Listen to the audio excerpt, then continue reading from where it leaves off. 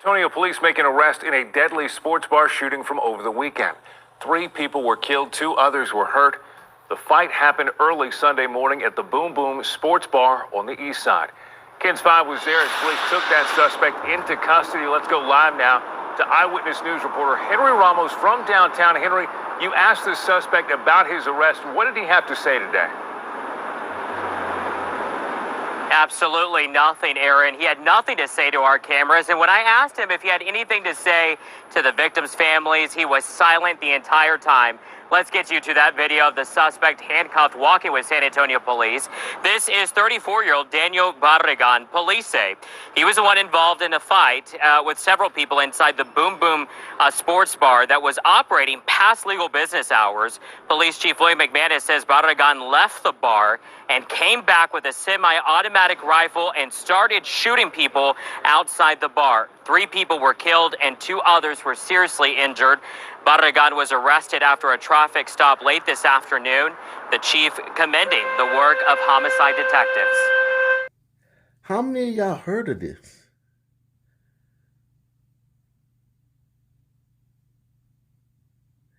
This story like this, you didn't even hear about this.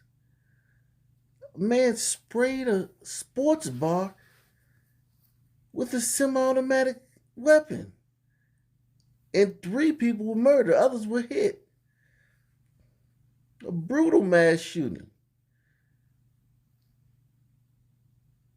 You didn't hear about it. And you know why?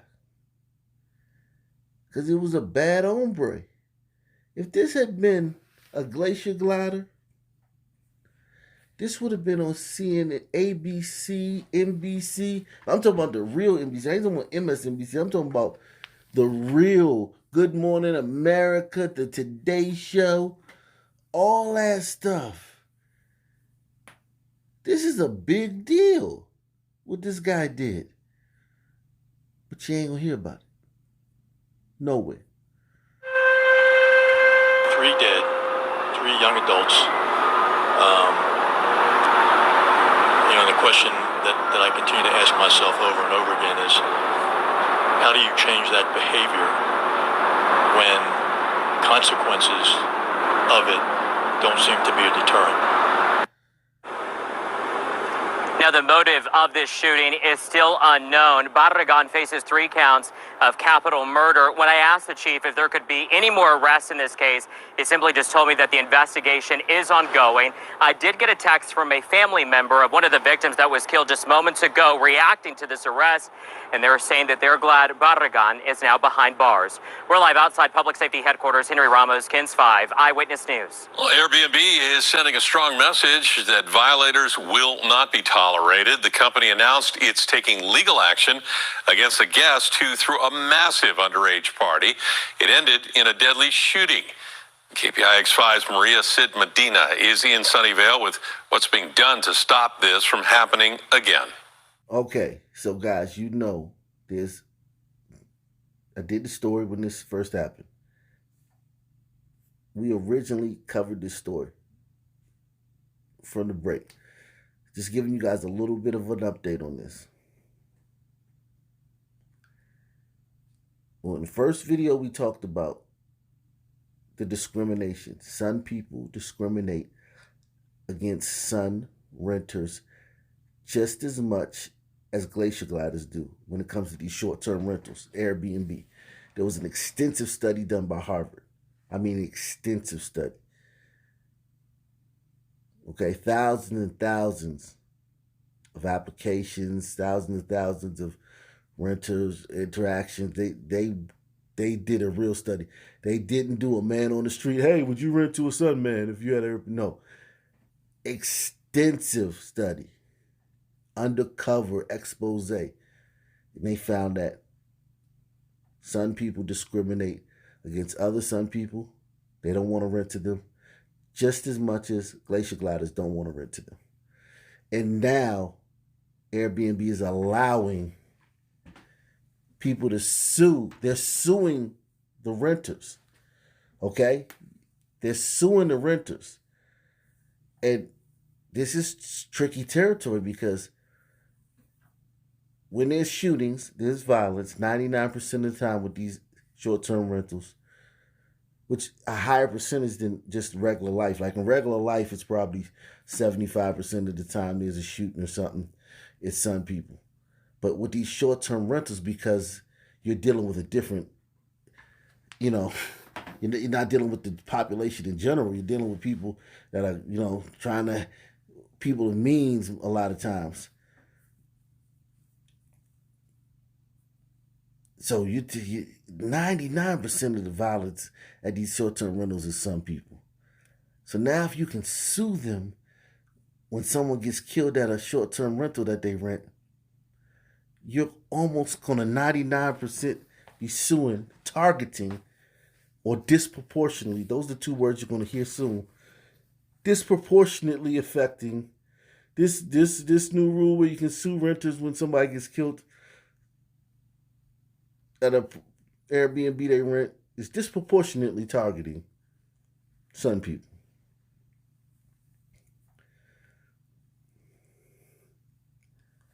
That's what you're going to hear.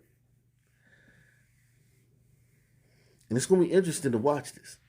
Airbnb is sending a strong message that violators will not be tolerated. The company announced it's taking legal action against a guest who threw a massive underage party. It ended in a deadly shooting. KPIX5's Maria Sid Medina is in Sunnyvale with what's being done to stop this from happening again.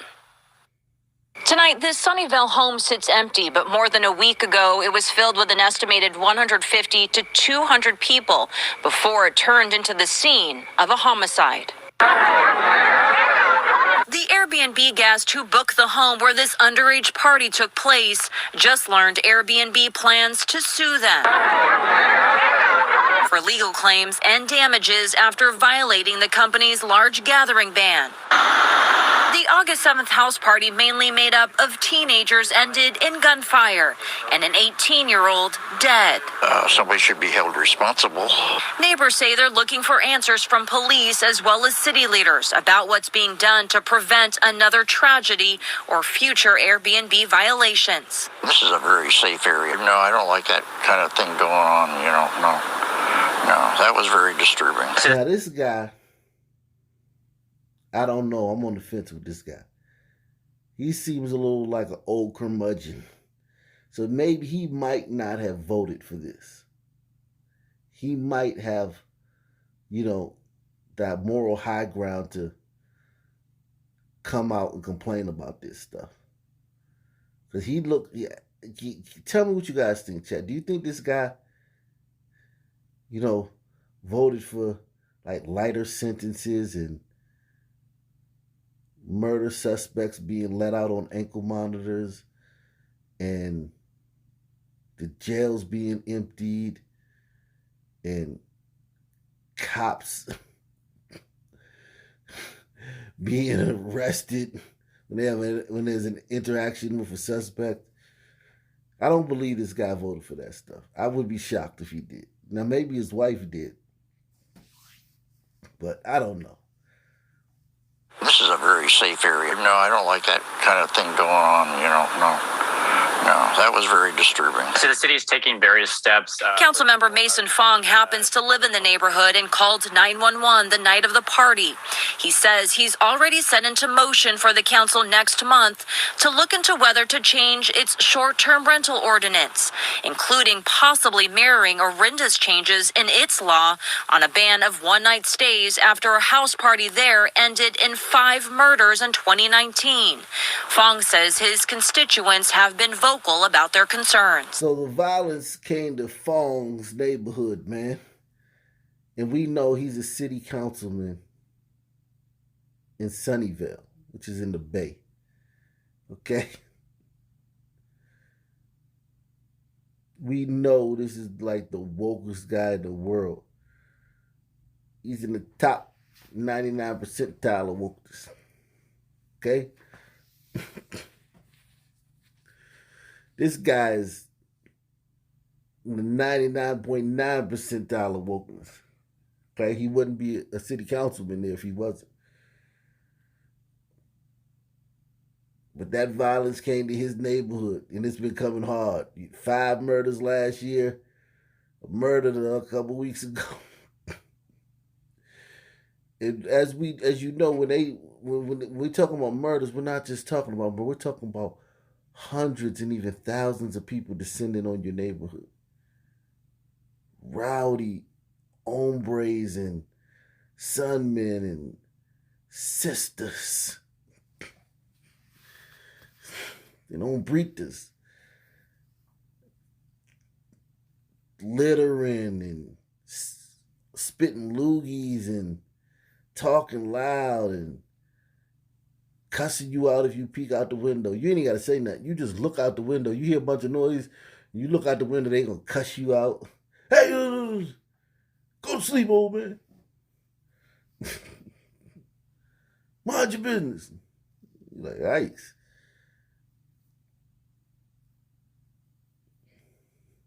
Hanging out, talking loud. It's all of that too. Milling around, fighting, screaming, screeching, yelling, arguing, smoking, drinking, carousing, urinating. It's all of that. And then there's stray bullets flying all over the place. So yeah, Fong was with that woke stuff. Trust me, this guy's still with that woke stuff. He has to get elected the next time, but just not in his neighborhood. So the city is taking various steps. Councilmember Mason Fong happens to live in the neighborhood and called 911 the night of the party. He says he's already set into motion for the council next month to look into whether to change its short-term rental ordinance, including possibly mirroring Orinda's changes in its law on a ban of one-night stays after a house party there ended in 5 murders in 2019.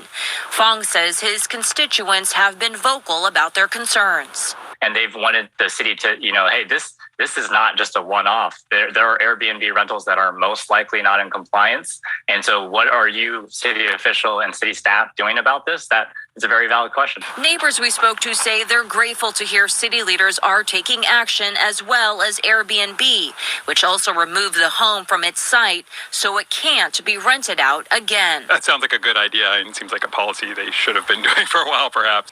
Now this guy, Doug is woke, man. Doug is woke. Doug voted Democrat all the way down the ticket. It's the gun's fault.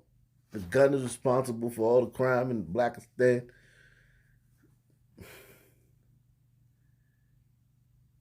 He's for all the programs and all the woke talking points.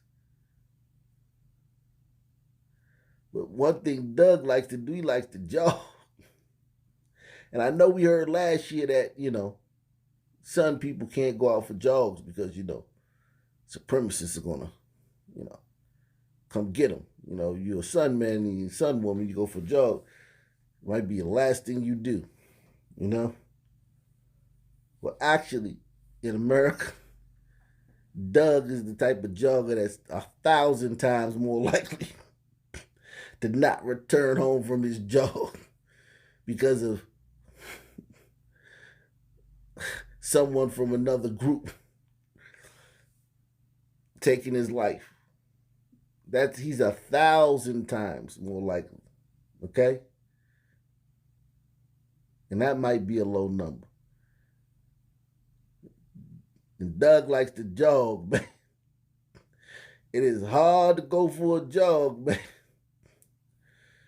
In a wee 5 o'clock in the morning when the sun's just about to come up, and you got the stragglers from an Airbnb party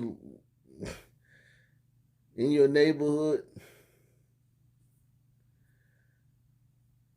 and they stupid enough to think you carrying your wallet for an early morning jog. And they find out you ain't got your wallet, so they And they mad, so they just off you on the spot and just for no reason and just leave. Doug ain't with all that, man. So Doug's gonna continue to be publicly the wokest person you probably ever meet. Just not in his neighborhood. That sounds like a good idea and seems like a policy they should have been doing for a while, perhaps. And council members plan to discuss potential changes to the city's ordinance on September 14th. Meanwhile, police plan to meet with neighbors to talk about their concerns. In Sunnyvale, Maria Sid Medina, KPIX 5.